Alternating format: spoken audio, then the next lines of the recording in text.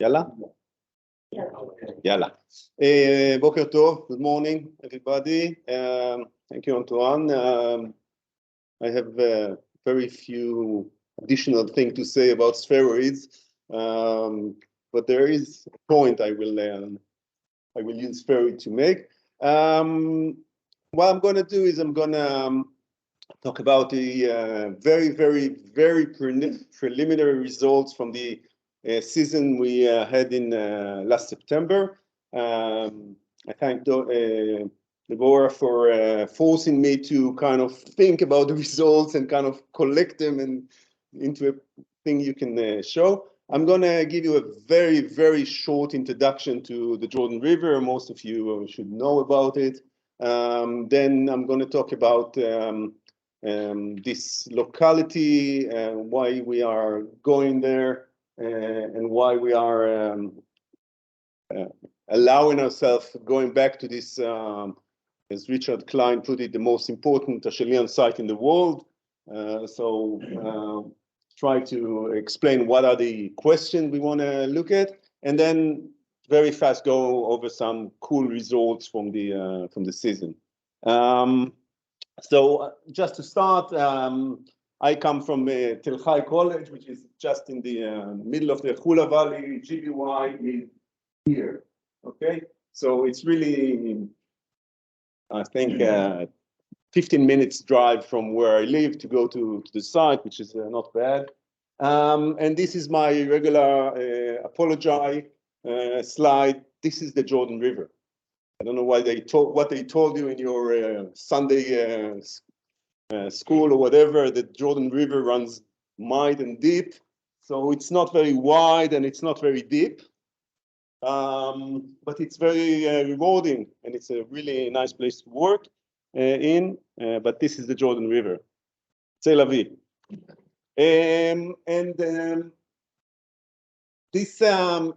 The reason we have this bridge and the reason that we have this geological setting is because we are in the middle of the Rift Valley, the Great African Rift. The northern segment of this, or one of the northern segments, is the Dead Sea Rift Valley.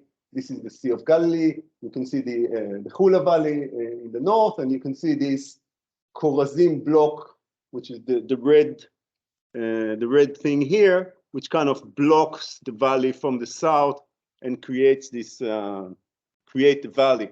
So the geological setting is that if this is the Sea of Galilee at minus 214, and this is the Kula Valley at plus 60 above sea level, you have this Khorazim block which is uplifted, and by uplifting it brings up sediments, very old sediments, like 1 million year or a little bit less sediments to the surface, and the Jordan River has to cut the thing and go in a canyon back to the Kinneret, and on the banks of the Jordan we see this sediment exposed, and this is the reason we have a bridge there since always. So we have this Crusader Fortress, which is controlling this crossing of the river. This is a picture from the Australian Army archive. The Australian Army First World War. We're going through the bridge on the way to Damascus, basically, as part of the First World War. If you go online into the archive of the Australian Army, you can see videos of soldiers First World War crossing the Jordan River. So there's always been a bridge there, and this is because of the geology. Basically, if you go north, you have the lake. If you go and swamps, which are impossible to cross. If you go south, you have the very deep canyon, which your camel caravan should go up and down. So this is a crossing point, and it also became clear 200 years ago that if you want to lower water level in the lake, you have to deepen this trench. Okay, this is like the basalt cork that blocks the thing. So for more than 150 years, people are draining this lake and this river and abusing, you can say, this little trench by digging and going deeper and deeper using very large tractors. The biggest operation was in the 1950s, where they actually drained the Kula Lake. So they dug maybe, they talk about 2 million cubic meter of earth dug only from this trench, all archaeology. I can tell you that. And this operation keep going. The last one was in 99, and I will show you some of the result. And the result is that if this is the Ottoman bridge, which is until 1930, you can see that the river today is running something like 6 meters lower than it used to be 100 years ago. Why do I say something like 6 meters and not 5 meters and 80 centimeters? Because we don't have the plans. We actually don't have the plans for the drainage, so we don't know. But it's more or less 6 meters below. And when you use very large tractor to excavate, you find many sites. This is a picture from 1945. You see the lake is still here. This is the Jordan River. This is the bridge. And you have the famous GBY side down here, the Gonen Bars excavation. Then we're going to talk about this north of Bridge of Shalian. If you don't like the name, it's okay, but you need to bring an alternative, okay? If somebody has an alternative, I'm willing to listen. But as far as you don't bring alternative, this is the name, north of Bridge of Shalian.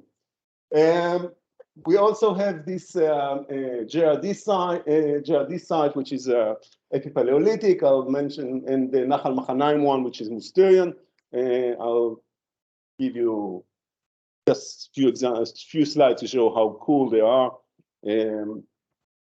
I'll start with the at the end. This is not the latest site. We also have Neolithic sites around, which were not excavated. But this is the GRD, the steps of the Jordan, you can say, Epipaleolithic site. As all sites on the Jordan, not a bad setting, okay, with the river. Wonderful stratigraphy, very well organized, separate layers, also behaving in terms of the cultural sequence, the upper level.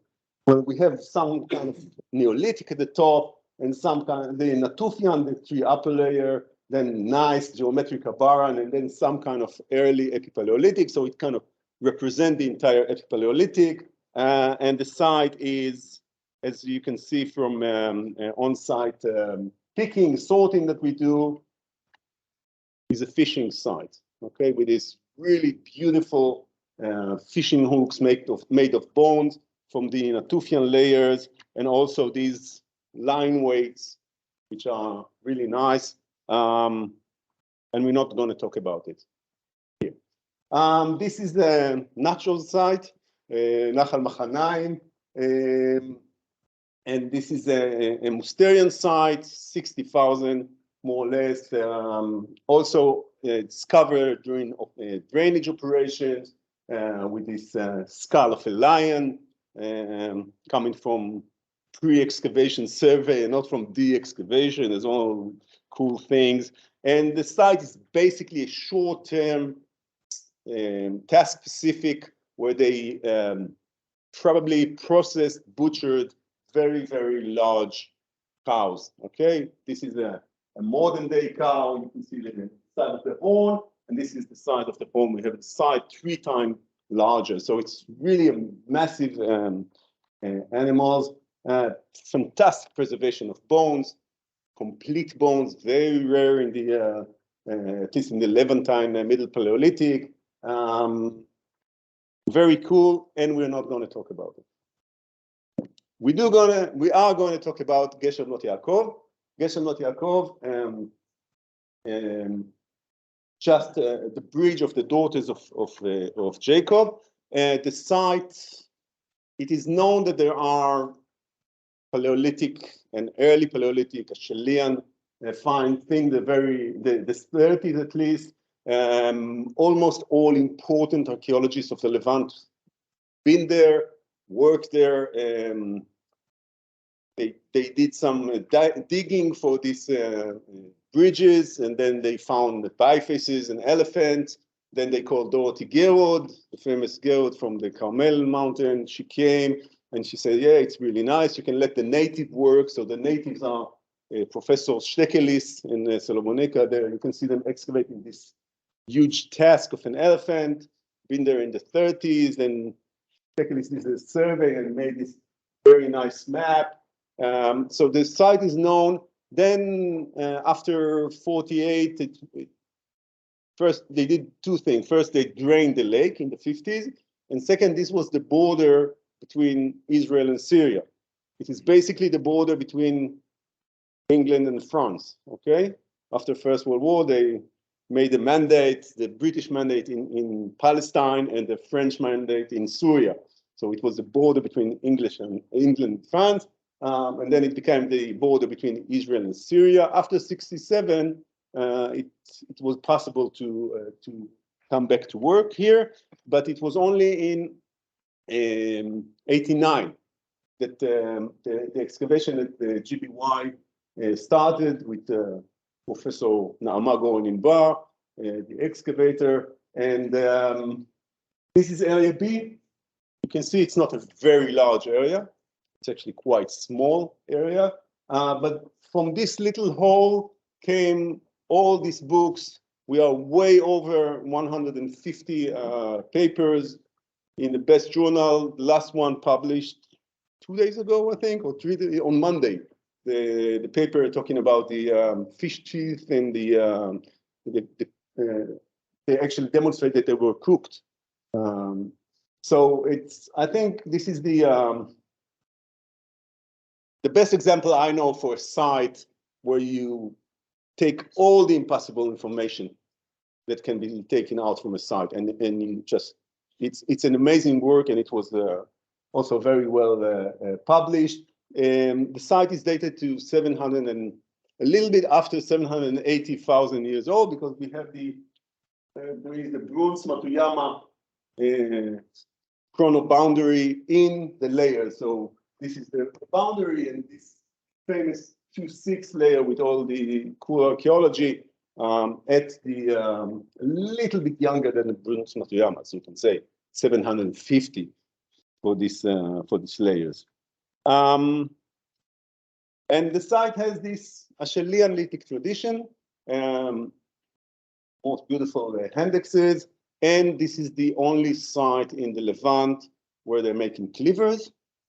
There are no other sites in the Levant for cleavers, and it's also they're using basalt as raw material for the bifaces, same like Ubadia, but much better, much more advanced technique, you can say.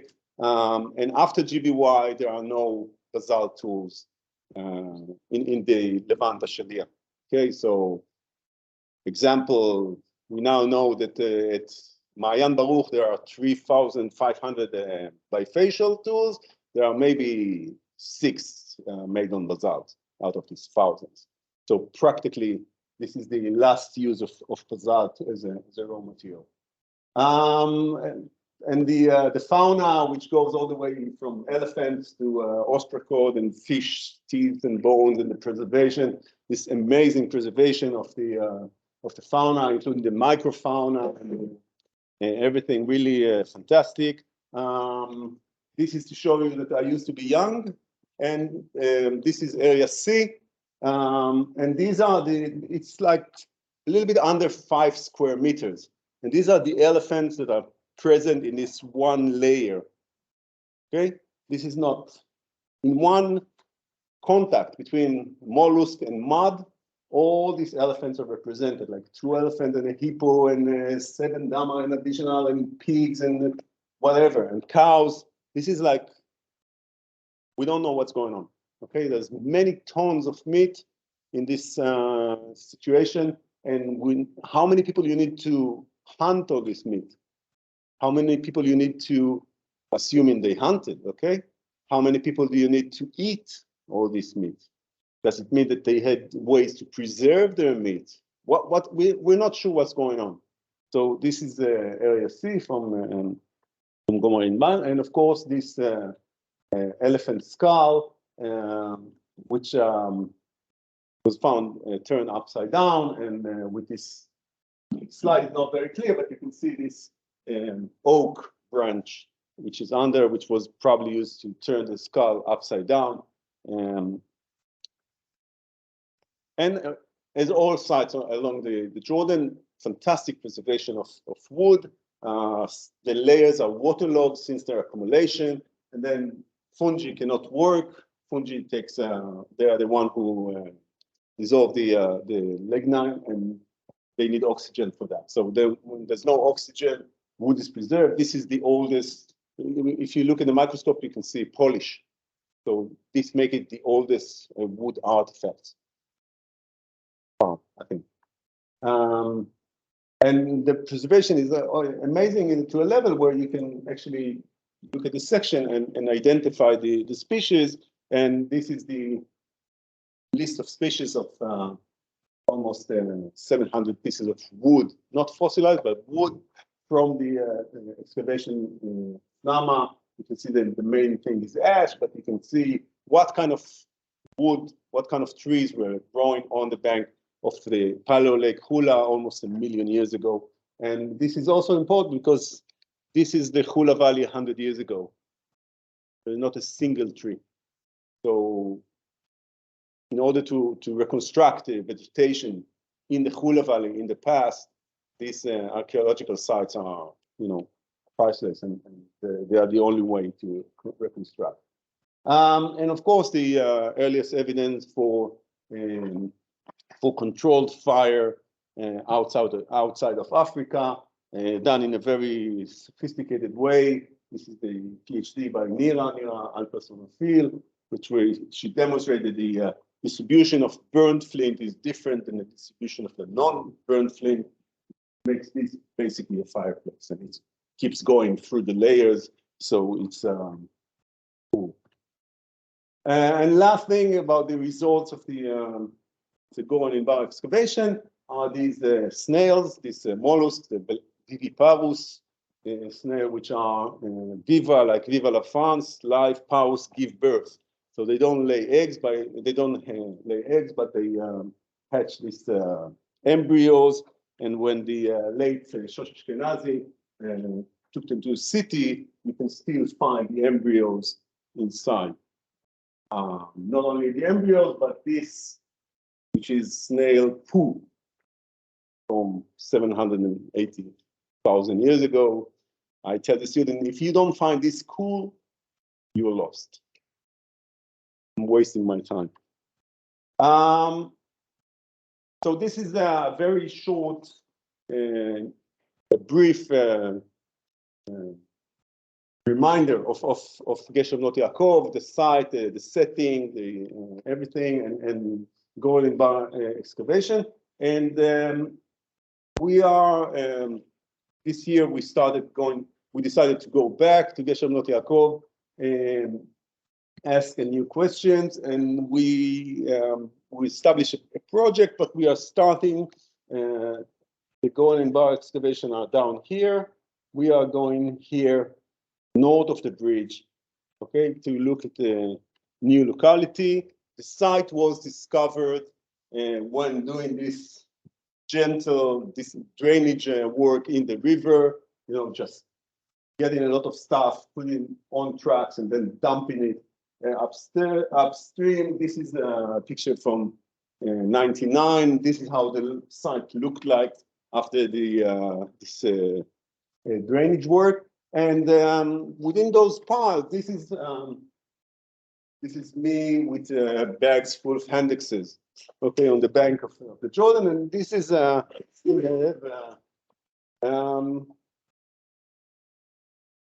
minutes on the banks of the Jordan.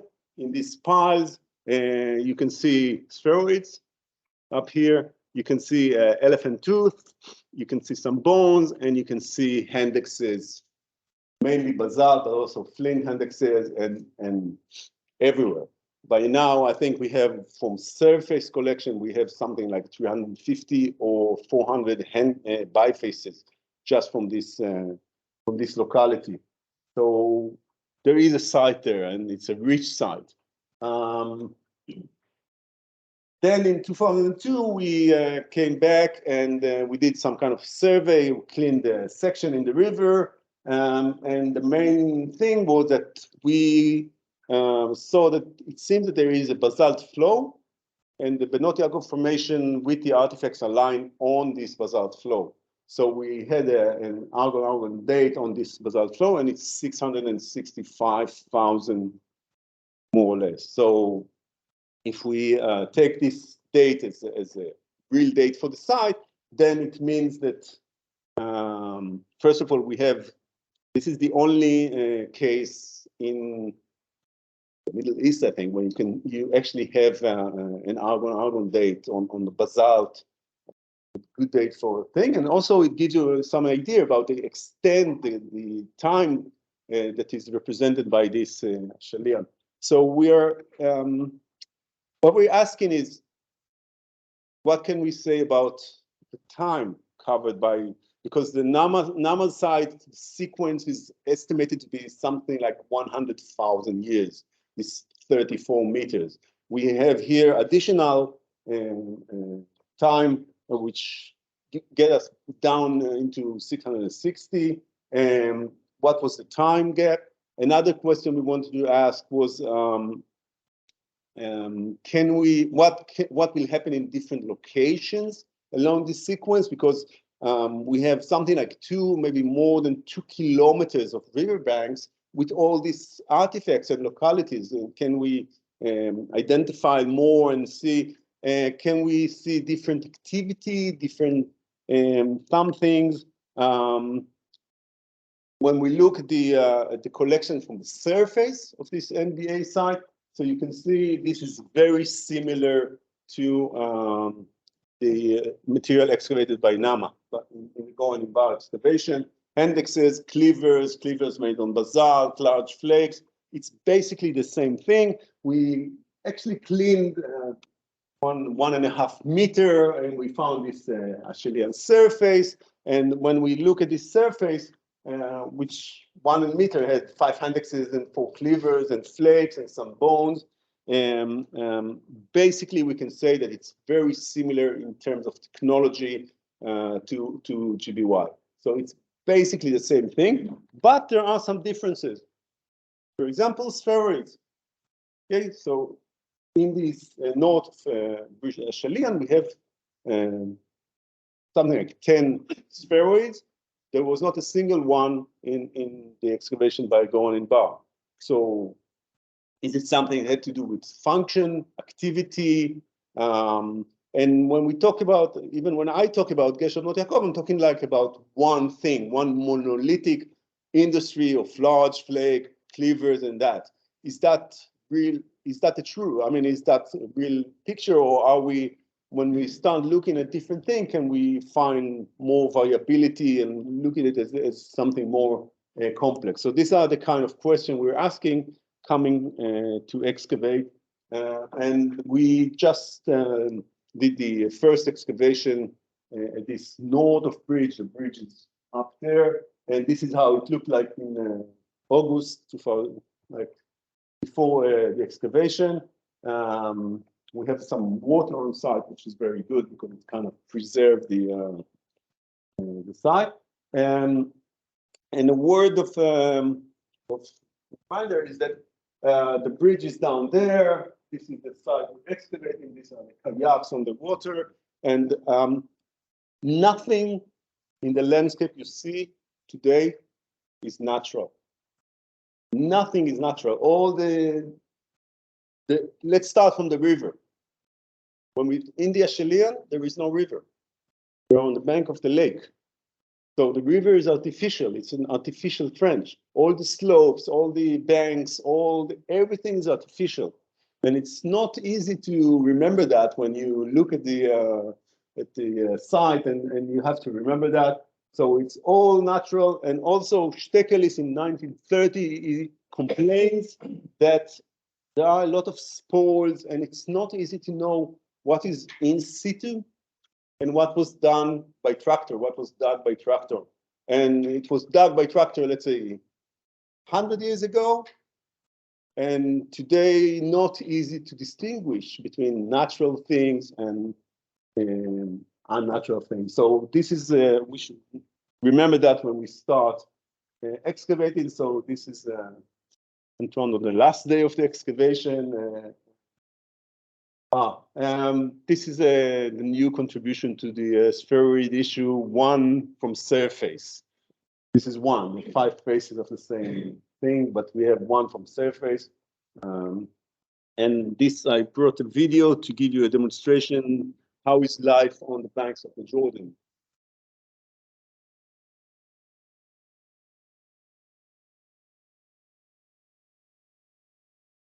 This is how you excavate. The sound of the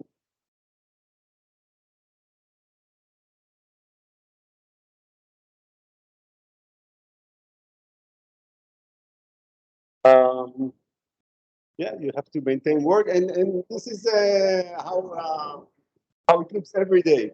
Each and every boat will ask you, did you find gold? Are there dinosaurs? Okay, so when we came, we had a few goals, aims, and one of the goals was to identify this basalt flow and to figure out what is the connection between the basalt and the Benot Ya'akov formation. Is it really good contact? Is there a gap between them? What is the situation? So we could find the basalt flow on surface. You can see the basalt exposed on surface. We did some excavation, and indeed, not far from the Jordan, we could see that this is the flow, and the Benot Ya'akov formation is lying on the flow. I mean, it's something you don't see very often in sites where you really have this basalt, which is nice and good for dating, and the Benot Ya'akov with tools, with all the viviparous mollusk, everything lying on top of the basalt. So we have a good, excellent dating potential, and we will do some new question.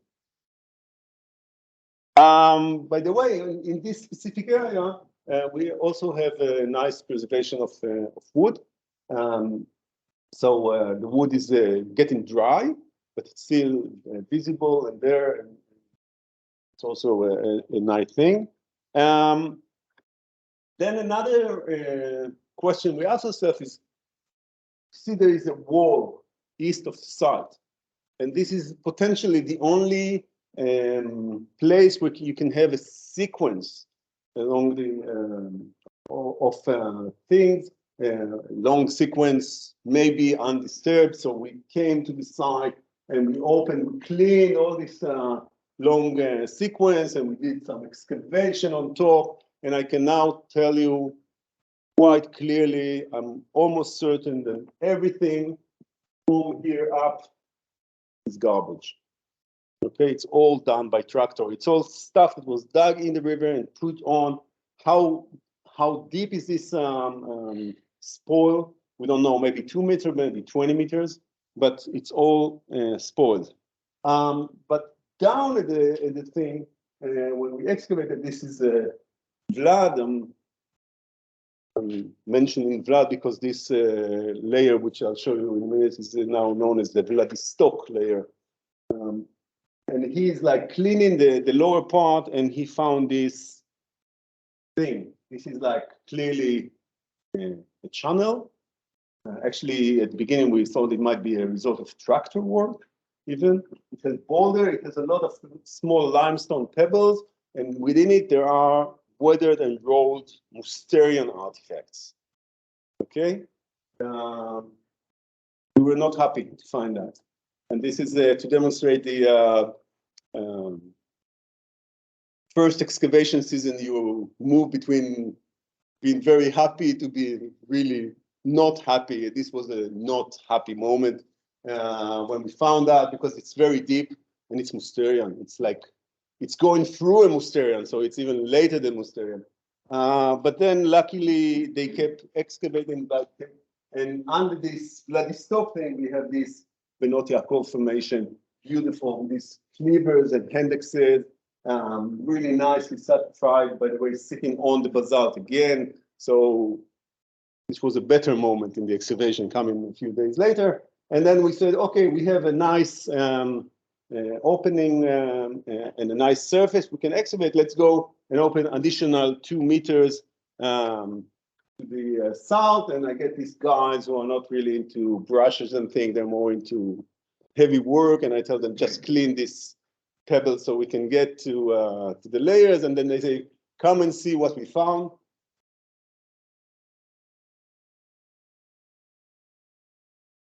It's an elephant tooth, okay? So this is, again, one of the things when you find, you say, okay, we're good. We have a site. They even caught me smiling. In one of the picture, it's a really nice and quite large elephant tooth, taken complete, really nicely preserved with the sediment around it. But then we looked next to the tooth, and we see something strange going on here. There's something in the ground. And you can see there's something here, and maybe something here, and see all these tools and cleavers. So basically, what we thought is that we have tasks, elephant tasks. Okay? So 1, 2, and look at all these tools around it. Each dot is a cleaver, basically. Eventually, this turned out to be not a task. But this one is a nice task. It's really, you can see the shape, and I think it's like quite clear that it's a task. And apart from being a task and very cool, there's another very cool thing, and this is the amount of cleavers that are lying under, next to, below everything. This is like, you can see the imprint of the task and some of the part, and when you take this thing and turn it upside down, there's a cleaver under. So it's like amazing. And I'm saying cleavers and not handexes and not bifaces because there are cleavers. There are no handexes. There's maybe 1 or 2 handexes from the excavation, and the tools are cleavers. So we have a task and a tooth and cleavers. So this is the picture from the lab. You see there's 1 in situ handex, but they are all cleavers. And by the way, they are all basalt. Cleavers, there are no flint or limestone cleavers at GBY. And here also cleavers are from basalt. And so first of all, a lot of cleavers. Second, almost exclusively cleavers, no handexes, and no flint. No flint at all, only basalt. And this is not because they didn't know how to make flint handexes, because the most beautiful flint handexes come from this locality. This is a handex from this NBA locality, picked up from the mud in the along the mud during the survey, of course, not in the excavation. In the excavation this year, we didn't find a single biface from flint, not a single one. So there's something going on in this respect, and the cleavers are really beautiful. They are amazing. They are amazingly preserved. They are so beautiful. They are. I think we'll be able to say some interesting technological thing about them. But this is only, you see, I didn't even Photoshop the pictures, and it's like really preliminary results. But the cleavers are there and next to the task. And we'll have a story, different size, different shape, different. So there is a story to be told here. So to summarize everything, first of all, we have a site. We have a site, and we will be back next year, and probably even more than that.